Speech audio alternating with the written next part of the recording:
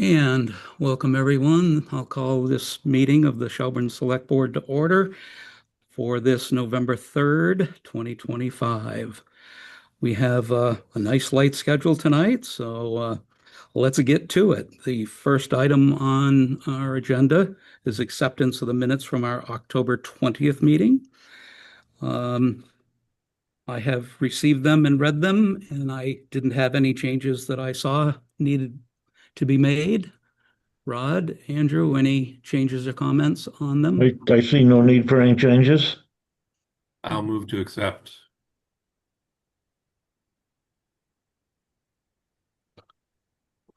And Second. Sorry. it has been moved and seconded to accept the minutes as provided.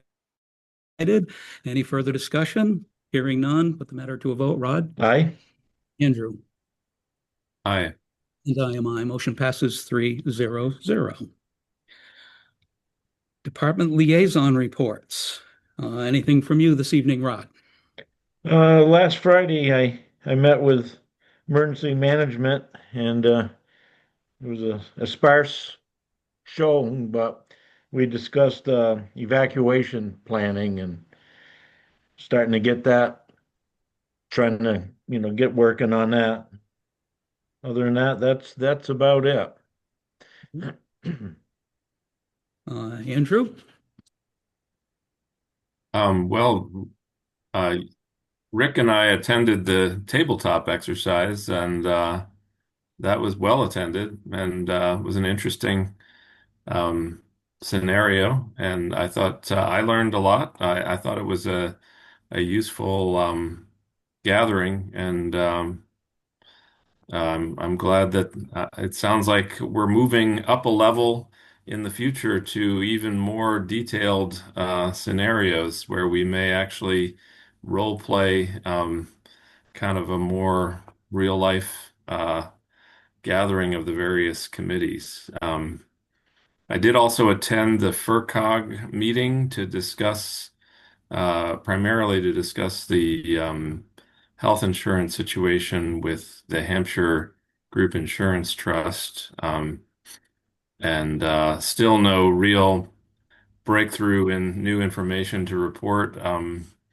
They just kind of gave us further outline of the difficulties we're under, both in terms of uh, the projected rise in costs, and the difficulty in developing any sort of alternative strategy, because both exiting from the insurance trust is difficult because of the long tail of claims that need to be dealt with, and also because there's no real certainty that the group insurance trust or Maya will take us on if we leave the Hampshire Trust.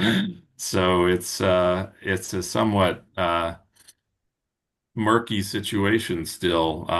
You may have seen in the paper that there is some new legislation being introduced to make it easier for towns that are wanting to leave the insurance trust, or if the insurance trust were to fail, providing some backup for those towns to make a transition. But that legislation is still in the works. So that's kind of where things stand at the moment. Terry, were you at that meeting as well? I attended a virtual meeting with several state representatives, Franklin Regional Council of Government representatives, as well as several cities and towns.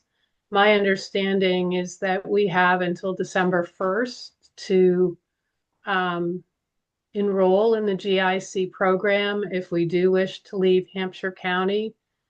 Um, I'm trying to get a hold of two consulting firms that might be willing to help the town give us an idea of what that would look like if we were to transition to GIC.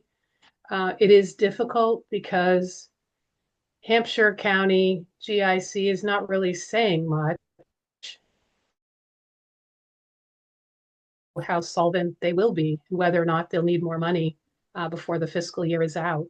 So I want to try to get as much information as possible so that we're not left with no decisions made between now and December 1st.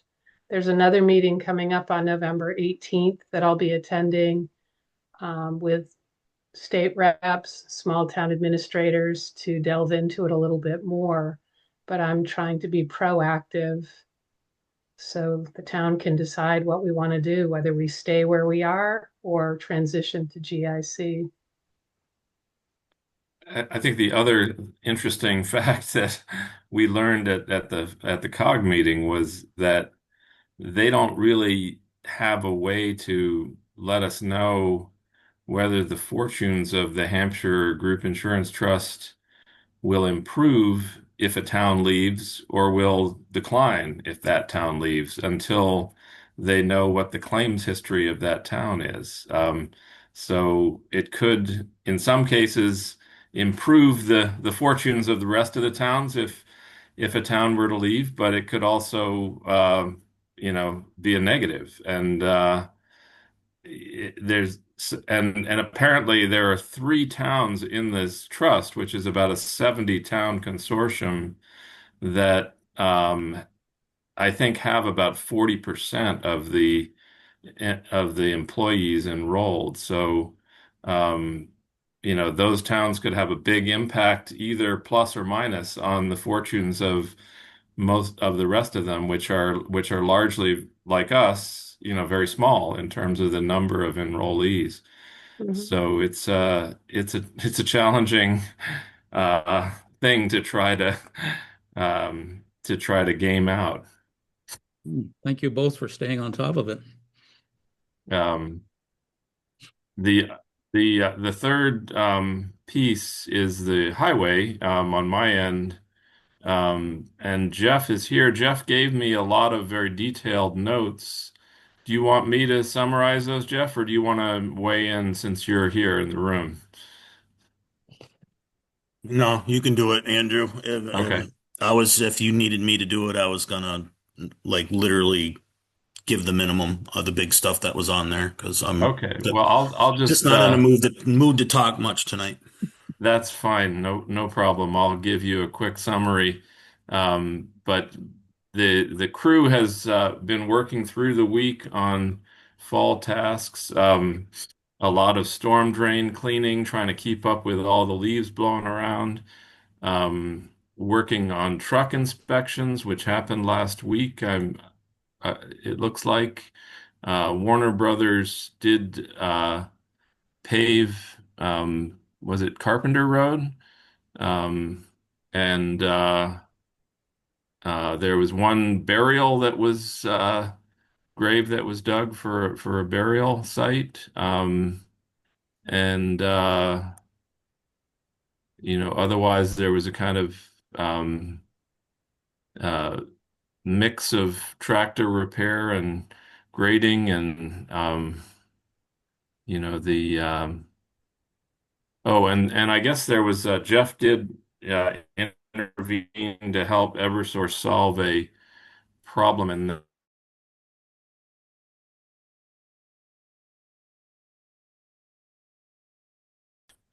replacement project, and there was a problem with them wanting to take down trees with the landowner. The landowner objected. Jeff helped them find another way around that. So, a lot of good work taking place there with our highway crew. Did I miss anything important there, Jeff? I can't remember what I added on the new big truck that was approved at town meeting is in the shop, and actually the body build is happening on that. So hopefully we'll see the new big truck within 4 to 6 weeks. I'm hoping. Great. And I think, and your notes also say that the loader has been uh, carried off for repair at the shop. Yep. So we'll know more about that once they've evaluated it. Yep. That's all I've got. Very good. Terry, anything from you from Town Hall? Just that I'll be attending a Maya-sponsored training on Wednesday in Northampton. It will earn the town credit towards our insurance premium, and it has to do with injured on duty. Okay. Thank you all very much.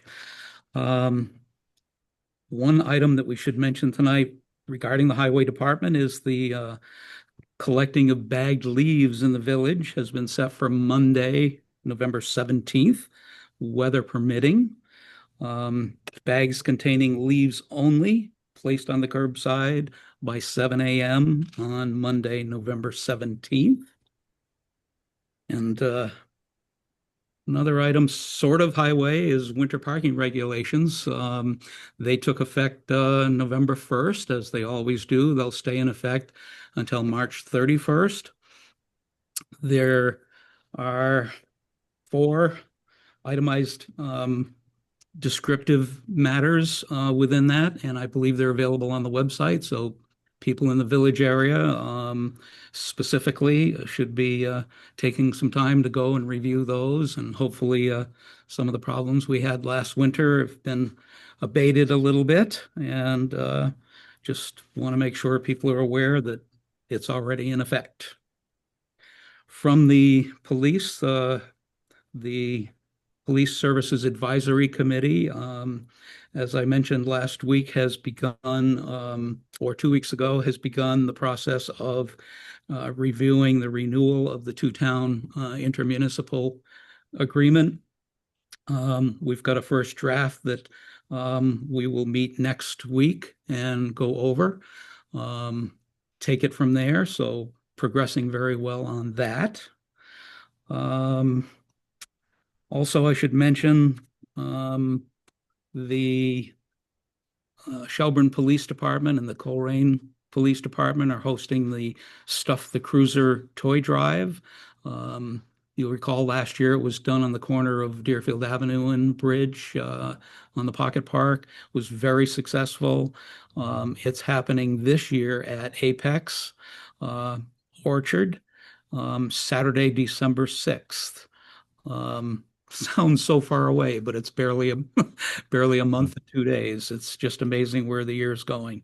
There'll be a lot of different things happening there this year, given the extra space. There'll be local fire departments, warm beverages. There'll be a barbecue. Of course, the Apex store and a beautiful view and a DJ. So a lot more going, and start picking up some new unwrapped toys and be prepared to go up to Apex on Saturday, December 7th. And that's all I have for liaison reports. We'll move on to old business, Pocket Park, project updates. Anyone have anything? Only that Dick is scheduled to begin his work this week, but Terry, have you had any further word from him on that? I did. You haven't got any further since we talked? No. I did follow up with him. He had thought at least a week ago that he would have given us some scope of the work and the that he could do within the budget, and hadn't heard from him. So I gave him a call. He did get back to me, and he has gotten that far. He now knows what he can do within the confines of the budget and is prepared and trying to schedule it as early as possible this month. So we're moving in the right direction, and I don't have anything in writing, but the wheel is turning, however slowly. Hopefully we'll get there. I did reach out to Johanna Pratt again today, just following up on the third piece of that 3-part approach, and she had given us a quote over 2 years ago now for slabs to cap those benches with, I think for 15 of them. And her price then was about 8,400, which she said was about a 50% discount from her usual rate. So I asked her to update that quote and see if she could keep it under $10,000 or give us what she could for under $10,000. So I think we're in the ballpark there, but I don't know what the inflation rate has been on Ashfield stone slabs in 2.5 years, but I imagine there has been some. Right.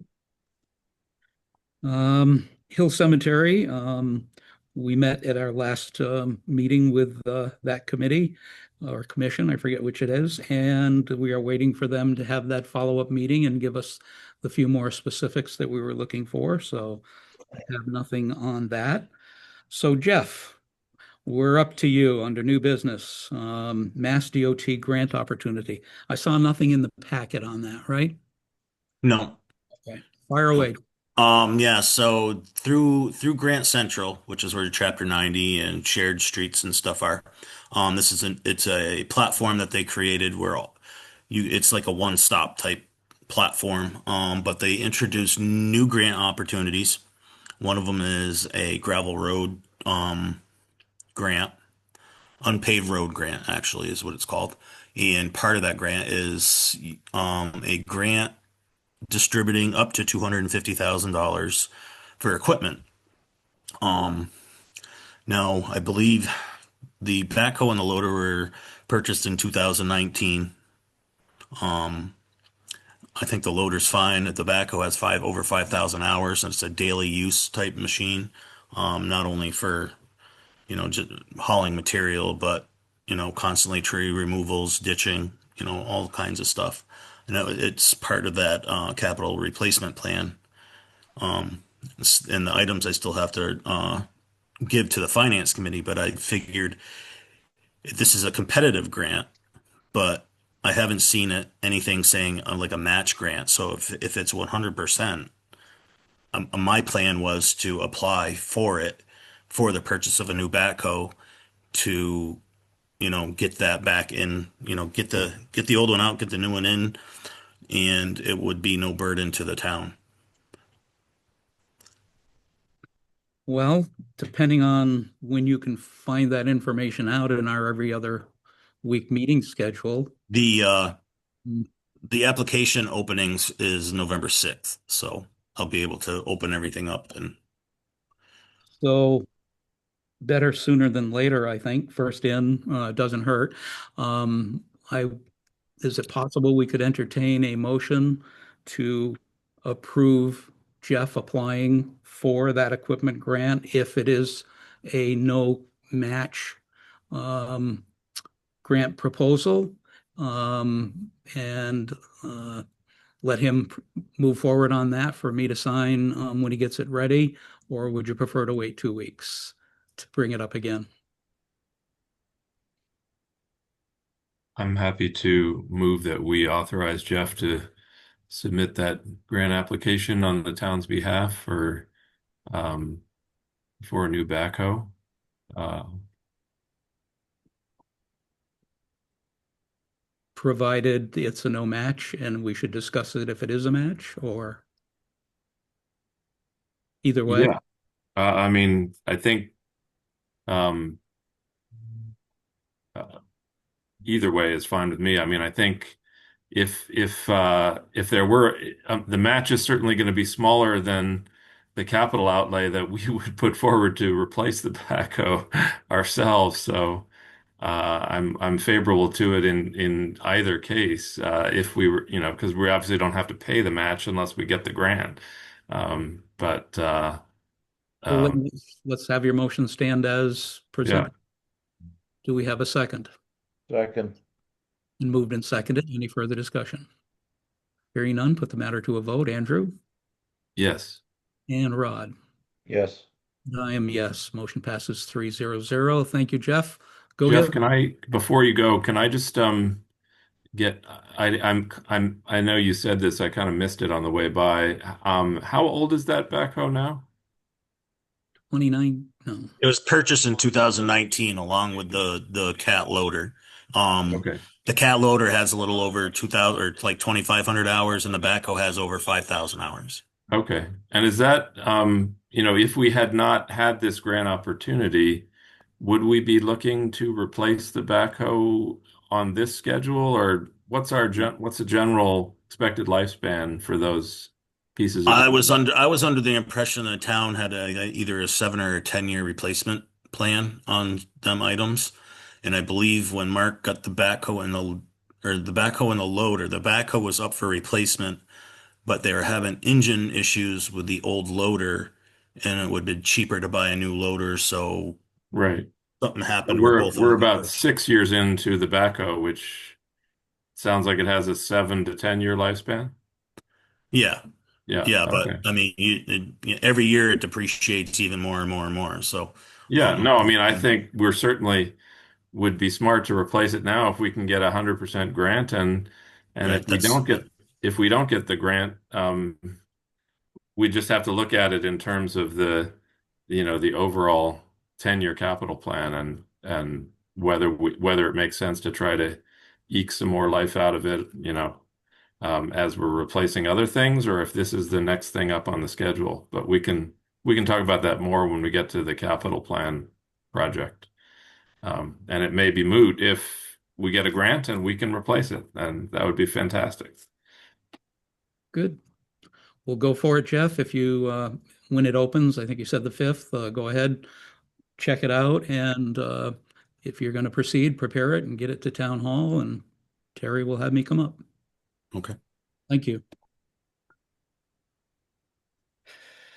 Any other business not reasonably anticipated prior to the publication of our agenda? One item you received for review this morning early was from Chief Bardwell for the police department. He is requesting permission again, same subject almost as Jeff, to apply for a grant for body worn cameras. It's a grant program offered through the Massachusetts Office of Grants and Research, Justice and Prevention Division. He mentioned that this particular program, as he reviewed it, was more conducive to the town of Shelburne. And it is a no match, if I'm remembering correctly. Yes. So he's looking for permission from the board to apply for that grant. Any discussion on that? Comments? Or motion? I make a motion that we allow him to proceed with this.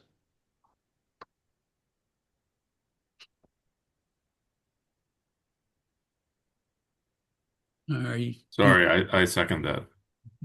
been moved and seconded. Any further discussion? Hearing none, put the matter to a vote. Rod? Aye. Andrew? I And I am I. Motion passes 3-0-0. One other item has come before us, which I think you saw October 31st-ish, somewhere in that neighborhood.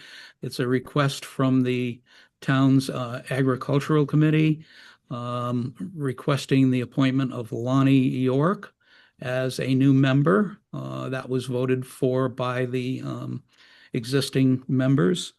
We learned today, thanks to Terry's incredible digging skills and finding things, needles in a haystack. We currently have 7 members. They were adding, Lonnie would be 8. Everyone frowns on even numbers. We want them to be an odd number to avoid tie votes. So I asked what the membership really was when it was formed, and it turned out, Terry found out, it was established at town meeting for 9 members, 2/3 of which are supposed to be people who are actively involved in agriculture. And so Lonnie would make number 8 on the current makeup, leaving 1 vacancy still open. Any discussion or motion with regard to appointing Lonnie York? so moved. Second. It's been moved and seconded. Any further discussion? Hearing none, put the matter to a vote. Andrew Aye. and Rod. Aye. And I am aye as well. Motion passes 3-0-0.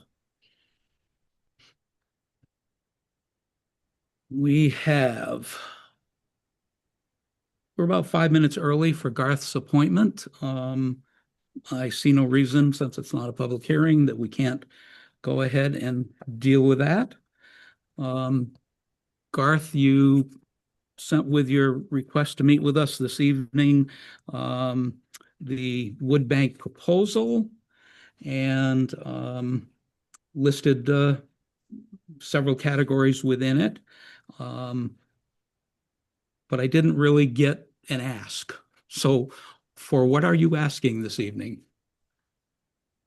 I'm not really asking anything.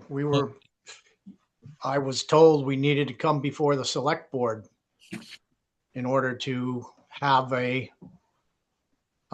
wood bank in the town of Shelburne. We would be providing firewood for either senior citizens that are unable to purchase their own, or for younger families that are on assistance. And so that's what I was looking to do, as the tree warden, have access to some firewood occasionally. And I had talked with Jeff about were there locations within the town that we could have it, and he didn't really see one, except maybe the Mohawk baseball field, which is really kind of out of the way. I looked around and talked with the Helen and Jamie Watt from Foxbard Farm, and they were more than happy to host it at their farm facility. So it really minimizes the input that the town, I think, has towards this. So I'm not sure what you folks would like to know more about it to appease your needs or whatever. I'm not sure. Well, I'll give you my 2 cents, Garth. You've done a lot of work. You've put in a lot of information here. And the um, the biggest sticky wicket for me here is who decides who qualifies for the wood. The town can't be put in a position to make that or monitor that. There may be other avenues that you're aware of, but I didn't see any detail on that. But when I saw that or read that and said, "Oh my goodness, that's quite a nut to crack," I checked with actually just Buckland, right across the river. Yeah. Their program is not limited to low income, young families, or elderly. It's limited to 1 quart a year based on availability. There's a simple, like, 10-question application online, mostly your name, your address, where would you like it dumped, and a statement that they give preference year after year to people who haven't received one.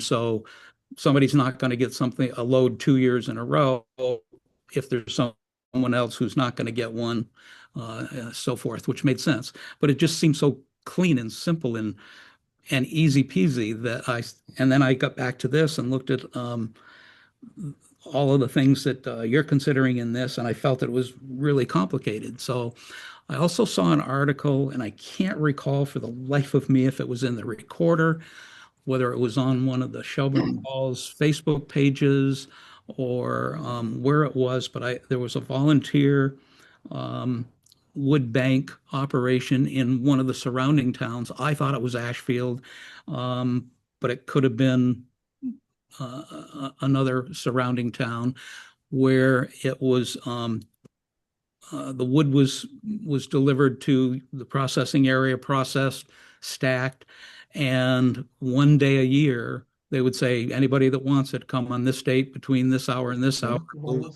load you up. So they weren't even delivering it. So these things can be very simple or very complicated. And I think I would be hoping to find something somewhere in the middle, but most importantly, where we didn't have to decide if somebody qualified to get it.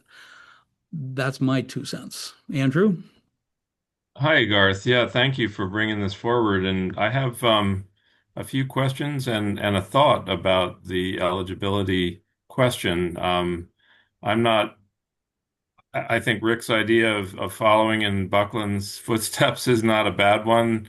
I'm not really objecting to that. Another possible angle you could explore, if you want to tap into the folks who are, both wood burning and perhaps, in an income eligible range, would be to coordinate with the heating assistance program that the community action of Pioneer Valley runs. They do a lot of, assistance to people who need, you know, uh, help with their energy bills, whether it's, weatherizing their house or putting in heat pumps or providing fuel assistance. So they would probably have a good handle on who in Shelburne has those kind of needs. So they might be a good group to do some research with in figuring out who could be well served by this initiative. The question I had for you is that you say in your notes that the Foxbard Farm does not want either recipients or volunteers to be on their property. So I was just wondering where the processing of these large logs would take place. They'll take place there at Foxbard Farm. They have a processor, but they do not want to have people on the property dealing with the machinery, much for the same reason that it could be an issue for the town to have people on there. If it were going to be at the highway department, then it becomes more of a liability issue for the town. So we're looking to minimize the liability issues by maintaining the working equipment by either Foxbard Farm people or myself. The only volunteers that we're really looking to get are for stacking. If we make a delivery, then especially for an elderly person, to have somebody come and help stack. I've been to the high school and talked with them about maybe getting some students involved in that. I've also been to the Boy Scouts that sort of deal with our area, and he was more than willing to think about making Boy Scouts available for stacking firewood. So that's really the only volunteers that we would be looking for. I like your idea about the fuel assistance. I hadn't really gotten into that one yet, but I have for helping find recipients. I've also been to the senior center,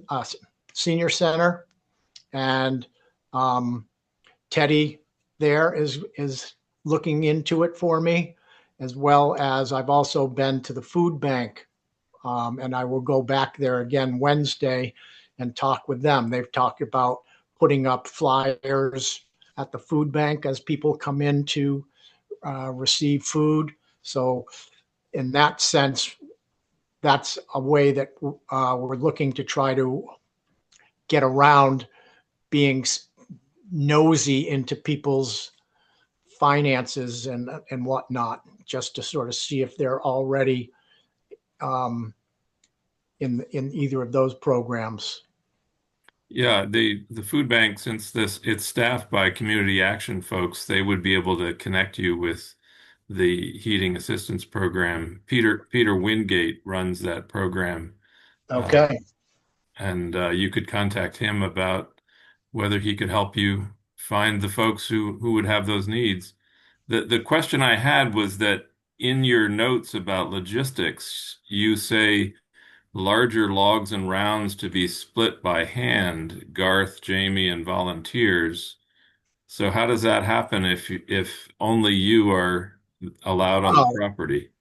that's that was initially put in when we were thinking. We didn't really streamline that one yet. What that would be eliminating the volunteers for handling axes and the splitters. That would not be.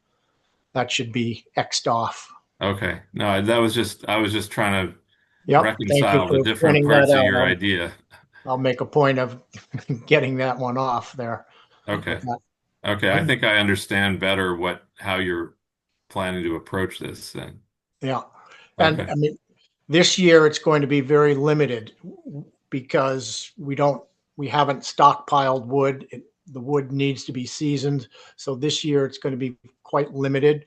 I have some excess wood on my property that I could, if when we do get some feedback from the senior center or the food bank or the fuel assistance for worthy individuals. We do have some wood, but it is limited this year because, as I said, we haven't prepared in advance for curing the wood. I think it's a Good. worthy project, and other towns around us have found a way to make it work. I think your wood bank proposal definitely needs some pruning and condensing and eliminate all those with question marks. And if you get a clear detail of how the food bank would work, send it to us. I would assume we'd need to run it by town council and then bring it up at a meeting for approval by the select board. Would that be the correct process, Terry?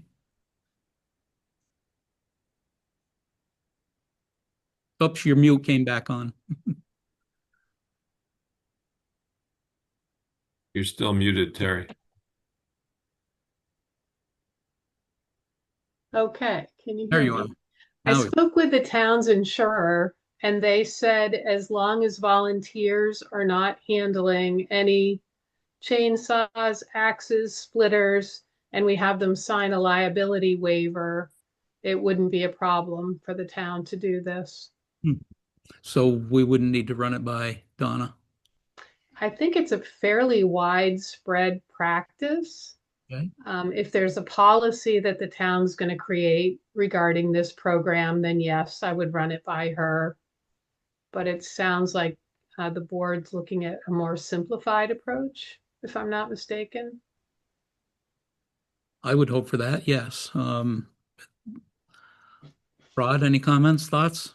No, I was just concerned about the liability and how we were going to choose who got what. And those questions seem to be have answered already, Or not? or not, or yeah, Good been at start. least brought up.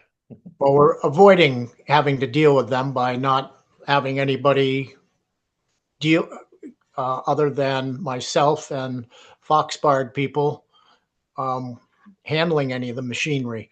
The only exception could be, and this is something that happens with many of the other towns in our area, is the DCR almost runs the whole show for Buckland.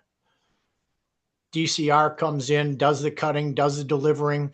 The only thing that Buckland really does is say, oh, deliver it to here. And then DCR comes in with trucks and loads the wood and dumps it off where Buckland tells them to. It's basically a DCR wood bank that operates in Buckland. What trucks would we be using to make deliveries?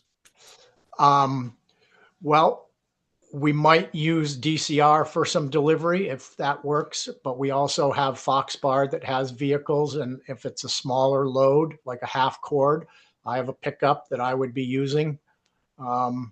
So we have access to vehicles within myself and the Foxbar farm. And Garth, I would just suggest, I don't know for sure this is true, but my guess is that Peter Wingate would have surveyed the heating assistance recipients and be able to tell you which ones are wood burning, and that would probably get you pretty focused on No, I who's eligible and who. appreciate that. Yeah, I certainly look forward to getting, I wrote Peter Wingate, I wrote his name down here, and I will definitely be looking him up to reach out to him. Yeah. And I would imagine maybe DCR, Sean Mahoney, who's kind of the head of the DCR for Massachusetts, might be knowledgeable of the fuel assistance program too, because he works so much with these wood banks.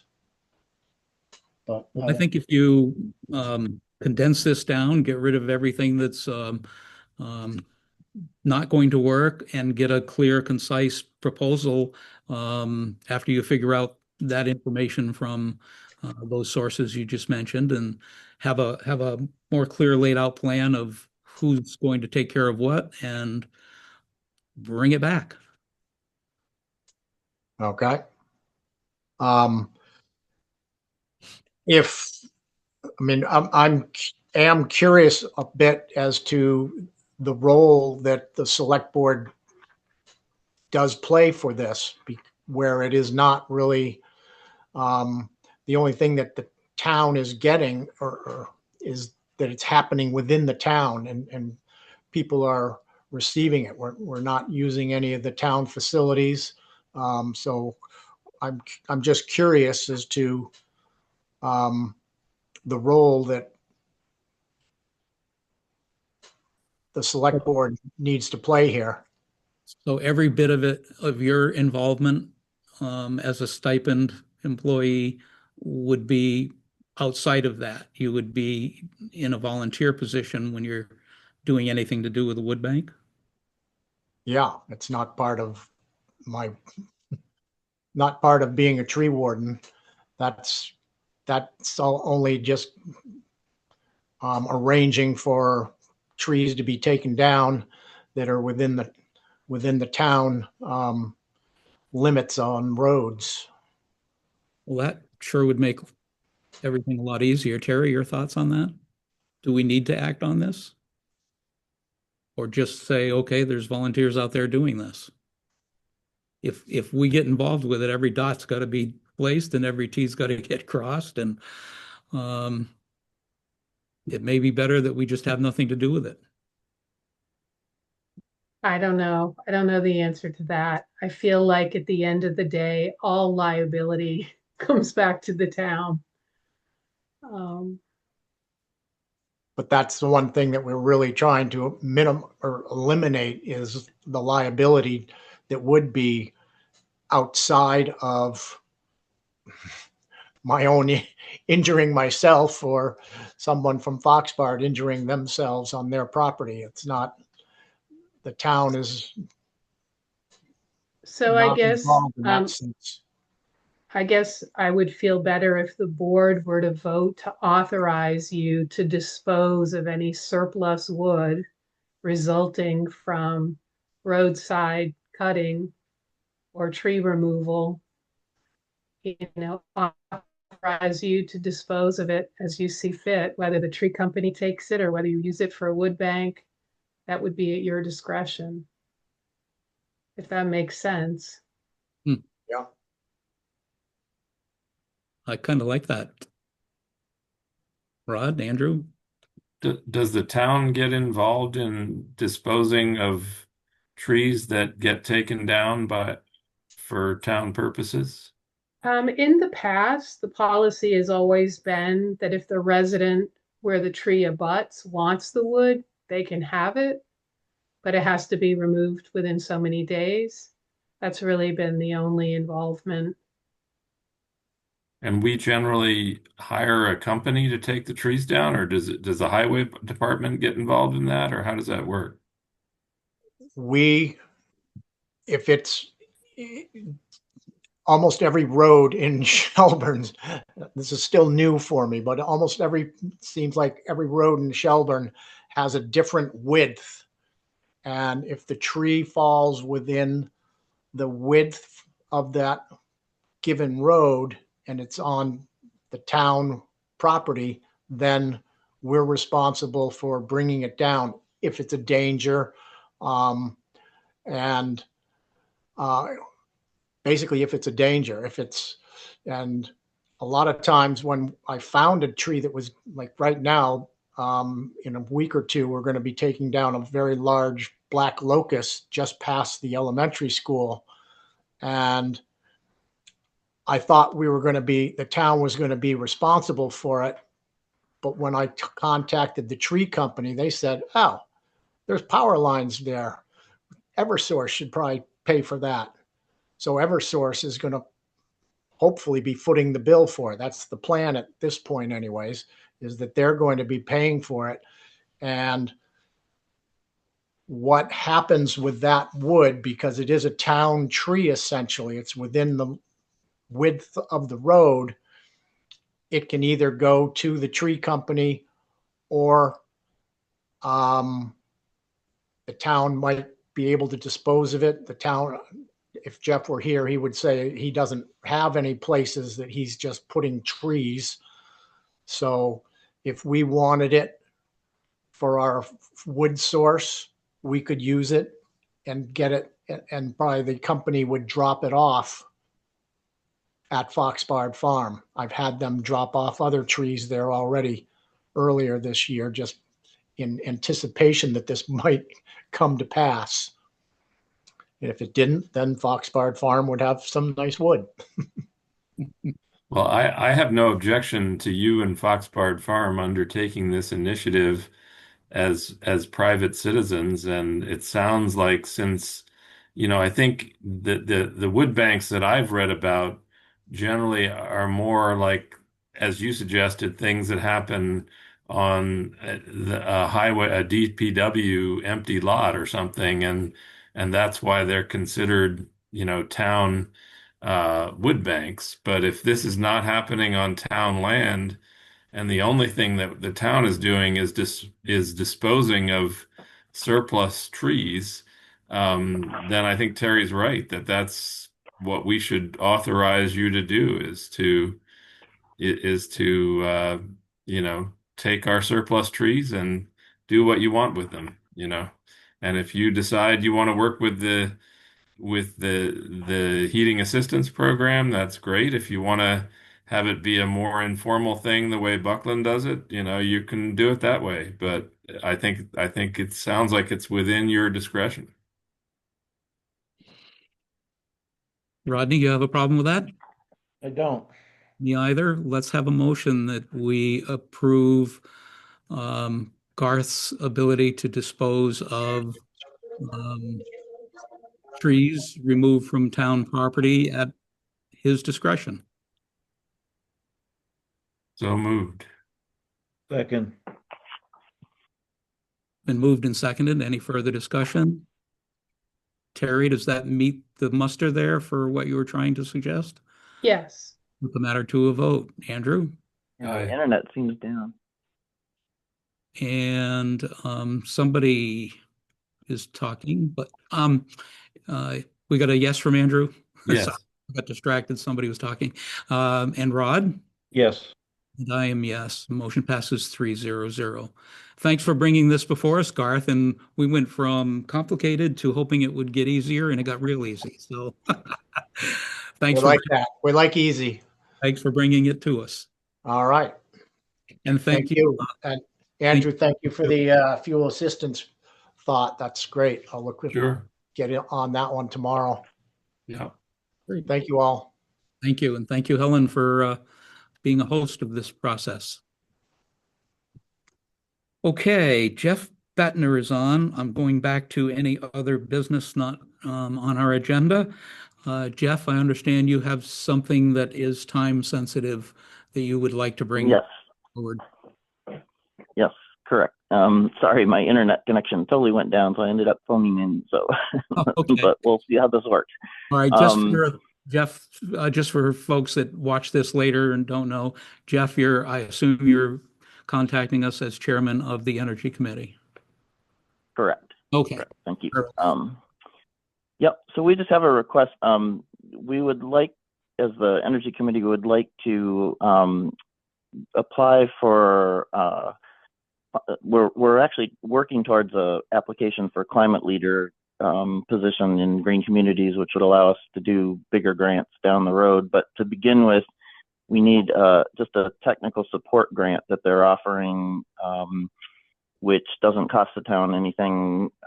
It's just to help us work through one of the requirements that we need, which is to make a roadmap for each of the municipal buildings.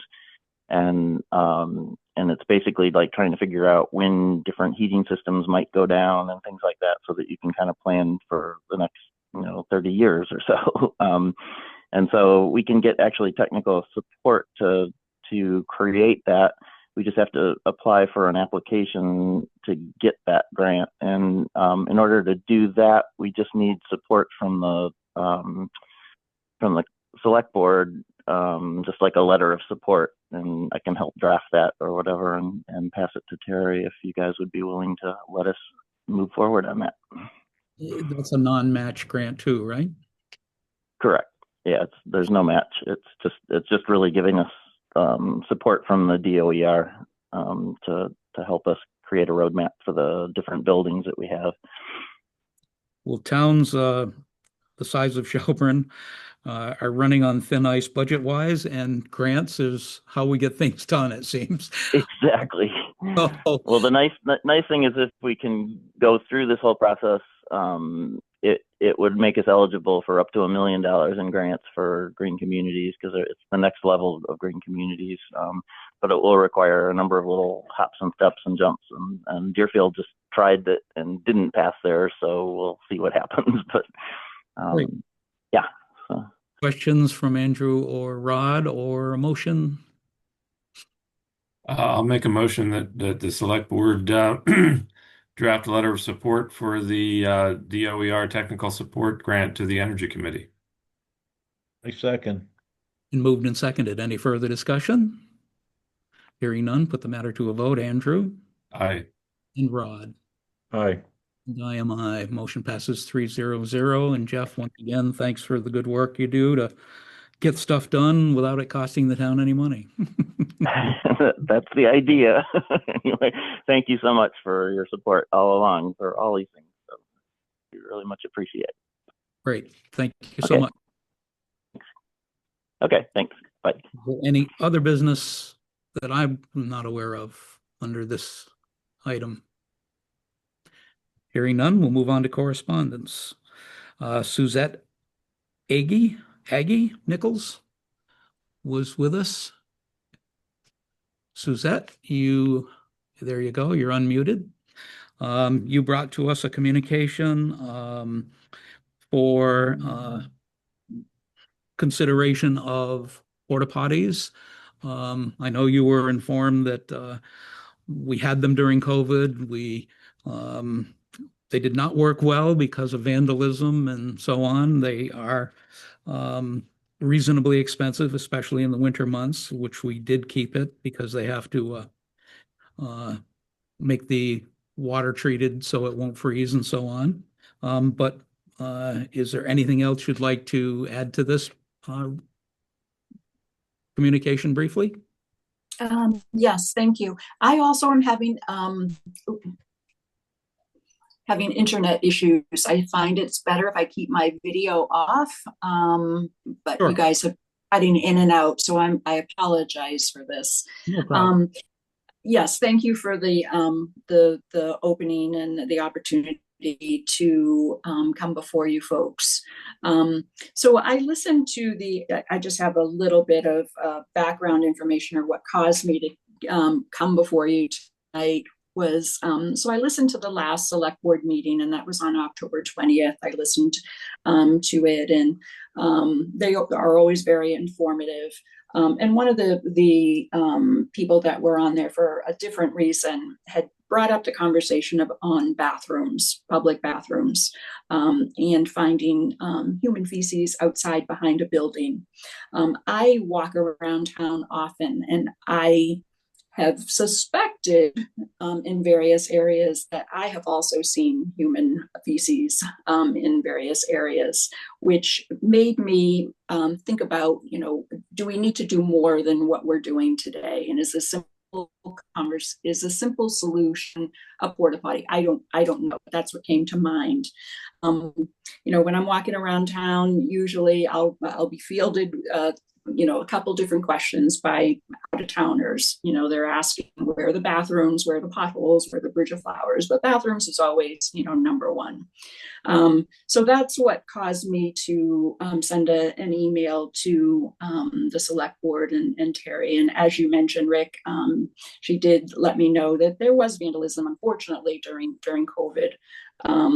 She also mentioned that perhaps this is an opportunity for, and I'm going to get it wrong, but I'm sure you can help reword it, but that there's like a business association or a leader that's actually going to be working with the area businesses in various towns to address certain issues that are important to the town and its well-being. But this goes back to really, what can we do now? Can we wait? Should we wait? And I felt as a taxpayer that, we should be able to address a basic human need for small money. So that's why I'm here asking about porta potties.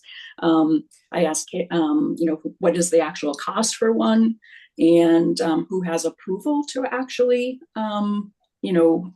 approve those. Would we consider actually having a porta potty from now until the end of the year, which gets us through the rest of the tourism season, Thanksgiving, Moonlight Magic, and Christmas, and then revisit in next year, early spring, to see, do we want to do anything? Are there other solutions? So that's kind of the background. Thank you for that overview. Additional comments are, as you may be aware, the Arms Library is open with restrooms. The town hall is open with restrooms, and our visitor center is open with restrooms. And that may be having even increased hours with the new tenants going over the second floor of the information center. So there are lots of opportunities. It's just that there's no public restroom signs directing, as you say, the tourists who stop people on the street and say, where can I go? So we did commit 15,000 maybe, split between Buckland and Shelburne, am I remembering right, to hire on to this project through the COG for studying the needs of the downtown to improve the business atmosphere and so on. And I'm sure that's one of the items we've ponied up money to help study, because this has been an ongoing question. The biggest problem is we don't own any property. So where do you put it? Well, the last porta potties, I believe, were up by the information center, and that area where it was is now a garden, if I'm not mistaken. So I don't know if there's space there. So there's lots of things to consider. It's not a easy peasy, oh, we got plenty of space, let's do something over here if the town supports it. I think you had mentioned the possibility of putting it at the Pocket Park. We're hoping that that's about to get torn up completely starting any day now for the completion of the grounds. And obviously we wouldn't want to put a porta potty under the portico there where the picnic tables are, and everything else is going to get dug up. We're putting in plantings, seedings, flower beds, and so on. We've got quite a project pending that's supposed to start any day. So it's a matter of, even if we wanted to, where can we put it? So kind of that's, again, more background for people listening and yourself as well. Andrew, Rod, any questions or comments on this? I guess the only comment I would make is that yes, there is a challenge in finding a spot for a porta potty. Um, the the visitors information, the Village Information Center, even though it has upstairs tenants, I don't believe will be open at this time of year. I think the downstairs is only open when it's staffed by volunteers. Um, am I right about that, Terry, or do the upstairs people let people use the bathroom? No, the visitor center, I believe, is open seasonally. That was my understanding. So the Arms Library does have some bathroom hours on Saturdays, but Sunday is a gap. The town hall is open during the week. Go Arms is ahead. open on Sunday, Andrew. I'm sorry? Arms is open both Oh, it is Saturday and open on Sunday. both days. Okay, so we do have coverage on the weekends, at least for those hours that it's open. So that is worth considering. Um, the question of a permanent bathroom has been kind of on the discussion boards, I would say, for probably 30 years. It goes back to my time as director of the Business Association in the 1990s. And I know and it's been talked about ever since. Bob Manners did a fair amount of research on it when he was on this board several years ago. Explored some different options at the senior center with a self-cleaning Portland loo.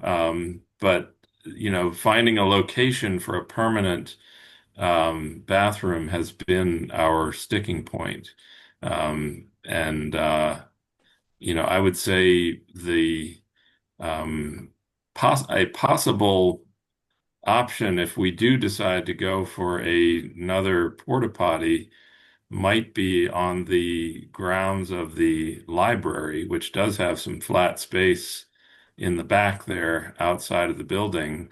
But that's the only spot that comes to my mind that's kind of visible to the traveling public, and is owned by the town. So that might be something to consider. Um, but it's has Buckland kind of solved their vandalism problem? Because I know they had a porta potty that got tipped over and that led to its discontinuation on their side. Have they reinstalled a porta potty on the Buckland side? Yes, I believe theirs is behind Town Hall in Buckland. Oh, okay. So anyway, that's my thought about a temporary solution if we decide we want to have additional bathrooms beyond the town hall and the library. But that is the coverage that we currently offer to the public. Any thoughts, Rod? My biggest concern is vandalism. I mean, it's happened in the past and I don't foresee it stopping. It's unfortunate. It is. I will make a correction. The amount that we've contributed as a town for the study for the downtown business district, I believe, is $2,000 from each town. For some reason, I thought that was the additional 6 months that we tacked on, but didn't we also put money in for the first? It's a grant paid program, and then Oh. we paid $2,000 each. Montague and Northfield paid an additional 4,000 for an 18-month study rather than a 12. Great. So I'll correct that. Okay. What's your pleasure? Is there anything we can do about this at this point? Do we talk to the library about the potential of locating one there? It's not like it's a new idea. It's one that we've tried, didn't work out. Do we try it again? The tourist season for sure is over. We do have the one night of Moonlight Magic, of course, which is a busy night, but all the stores are open and it's primarily locals who know where to go anyway. But I don't know if this is something we might consider for the spring when the tourist season comes back. Bridge of Flowers is already closed and so on. And it's not like we're rolling in money when we're scrambling to try and find how to cover an 18% insurance that we knew was coming, bump, and then a 20% October 1st. And I've heard January 1, we're looking at a possibility of another 20. It's absolutely ridiculous how towns can survive that, including us. But I'm open to suggestions or thoughts. Well, I only suggested the Arms Library because it is a piece of land that the town owns that is within, I visual distance of the traveling public. But I guess I would not want to volunteer that without getting the input of the library on it. So I was just brainstorming possible locations if we were to go in that direction. But I would say, you know, uh, I think you're right, Rick, that for the remainder of the visiting season, which is really kind of holiday shopping at this point, I think the stores and the coverage that we have are probably sufficient for that. And if we want to uh, reinvestigate the porta potty for the spring, I think that we can engage with the library and any other sites that seem, uh, you know, promising for that sort of purpose. Great. Well, I think we at this point have run that up the flagpole and down and had the good broadening of our knowledge base on what has happened and possibilities. And we'll thank Suzette for calling this to our attention, and we will continue to keep it in mind and put it in front of the person who's going to be in the study for the downtown improvement for business and so on. And other than that, I think we've covered that. And thanks for bringing it to us. Thank you. Any public comment?